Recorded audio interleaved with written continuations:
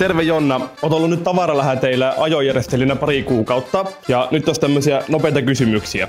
Jos sun pitäisi antaa pakettiautolle nimi, niin mikä se olisi? Patu. Kuski, joka kyselee jokaisesta reitistä etukäteen, vai kuski, joka lähtee vaan matkaan ja soittaa, kun on taas eksynyt? Ensimmäinen vaihtoehto. Miltä kuulostaa, jos nopeuskamera ottaa kuvan? Mitä? Pakettiauto, jonka tankki tyhjenee 30 minuutin välein, vai auto, jossa navigaattori näyttää väärin? Näyttää väärin, koska pitäähän kuljettajan tietää, mihin ne on menossa. Kaikki paketit ovat pieniä, mutta jokainen osoite on eri kaupungissa, vai kaikki paketit ovat jättimäisiä, mutta kaikki menevät samaan paikkaan? Samaan paikkaan jättimäisen. Mikä on taito, jota tarvii sun työssä? Täytyy tulla ihmisten kanssa toimeen ja olla järjestelmällinen. Ne on ehkä tärkeimmät. Kyllä. Asiakas, joka haluaa tietää joka ikisen paketin sijainnin reaaliajassa, vai asiakas, joka tilaa ja unohtaa koko lähetyksen?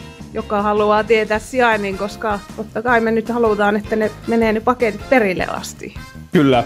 Kiitos haastattelusta. Kiitos.